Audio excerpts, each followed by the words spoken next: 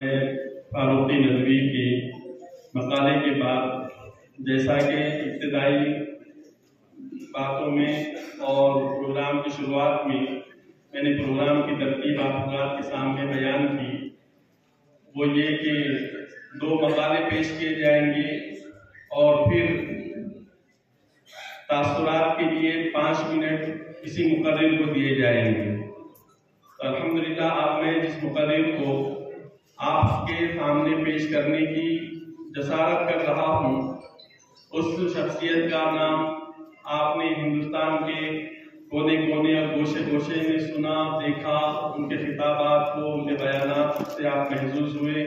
الحمدللہ ہماری یہ خوش قسمتی ہے کہ ہمارے درمیان آج وہ شخص بڑی صحبتوں اور بڑی مصروفیات کے بعد پہنچی ہے۔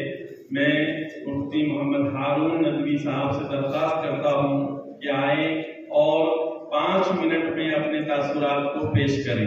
مفتی ہارون صاحب۔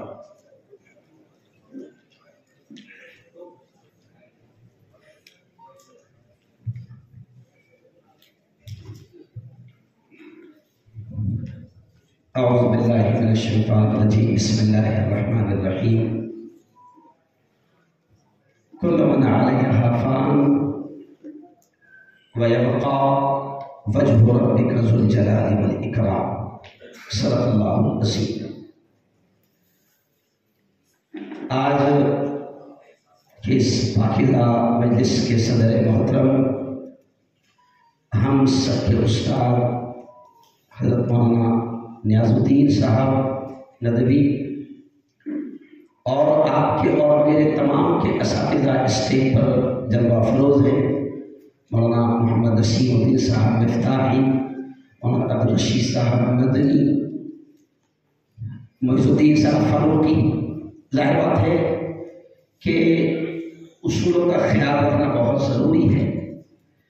5 منٹ مقرر کو دیے گئے ہیں، لیکن میں ایمانداری سے 2 منٹ کے اندر اپنی بات مکمل کروں گا۔ ابھی ہمارے جنید صاحب ذکر کر رہے تھے مولانا مرحوم کے تعلق سے کہ وہ عشق رسول سے لبریز تھے، نبی کی محبت ان کے رگ میں بھری تھی۔ میں اکثر مولانا کے ساتھ سفر کرتا تھا، بلکہ مولانا مجھے یہ جندور پربھنی، یہاں پاتور اور ادھر جامنے تک مولانا مجھے ساتھ لے جاتے تھے، اور مولانا نسیم صاحب کا بھی معمول تھا کہ جب بھی کوئی اصلاح معاشرہ کا اجلاس ہوتا تو نعت پڑھنے کے لیے مجھے یہ حضرات ساتھ میں لے جاتے تھے۔ تو مولانا کا ایک مشہور شعر جو اکثر مولانا مجھ سے سنتے تھے، محمد کی محبت جانے چاہے عین ایمان ہے۔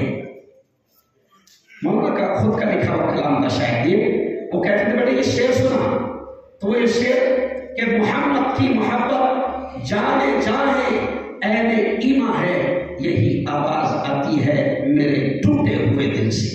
تو آج جنید صاحب کی بات سن کر مجھے یہ شعر مولانا کا یاد آیا۔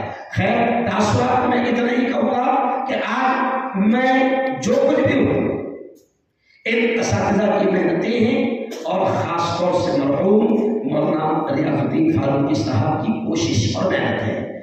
میرے ابا حضور سفیر تھے اور دعوت و تبلیغ کے علاقے کے امیر تھے، اور مولانا سے ان کا بہت لگاؤ تھا۔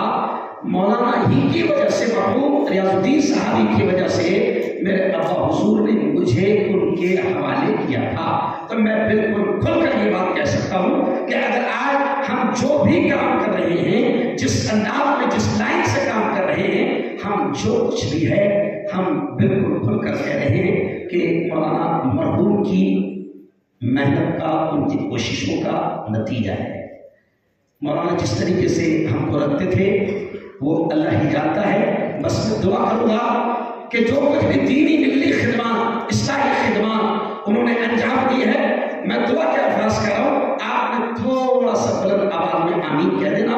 میں کہہ رہا ہوں کہ مولانا نے جو کچھ بھی دینی ملی اصلاحی خدمات انجام دی ہے، تعلیمی خدمات انجام دی ہے، اے اللہ اس کا بہترین صلہ اور بہترین بدلہ اللہ انہیں نصیب فرما، ان کے درجات کو بلند فرما۔ اور یہ کہہ کر بات ختم کروں گا کہ مجھے معلوم ہے کہ کاشف العلوم کی ابتدا آپ بار بار سنیں گے، ابتدا کے صرف 3.5 یا 4 سال ہی ہوئے ہوں گے کہ مولانا نے کاشف العلوم کی بات بہت سنبھالی، اور ایک چھوٹے سے ادارے کو اتنا تناور درخت بنایا کہ آج سینکڑوں یہاں سینکڑوں ہیں، ہزاروں کی تعداد میں مولانا کے طلبہ آج دینی خدمات الحمدللہ انجام دے رہے ہیں، اور وہ جو بھی کر رہے ہیں، کوئی مکتب پڑھا رہا ہے، کوئی امامت کر رہا ہے، کوئی خطابت کر رہا ہے، کوئی اصلاحی سماجی خدمات انجام دے رہا ہے۔ مجھے یقین ہے کہ جو کچھ بھی ہم کام دینی ملی انجام دے رہے ہیں، انشاءاللہ اس کا بہترین بدلہ حضرت مولانا کو ملے گا۔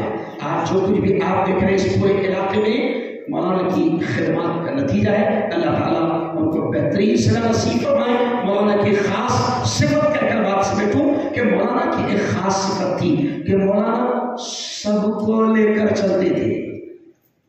کئی اداروں کو مولانا نے لے کر چلے اور بڑی محنتوں کے ساتھ آگے بڑھایا۔ اللہ تعالیٰ قبول فرمائے۔ الحمدللہ وقت ختم ہو گیا، اس کی چٹھی آ گئی۔ وآخر دعوانا ان الحمدللہ رب العالمین۔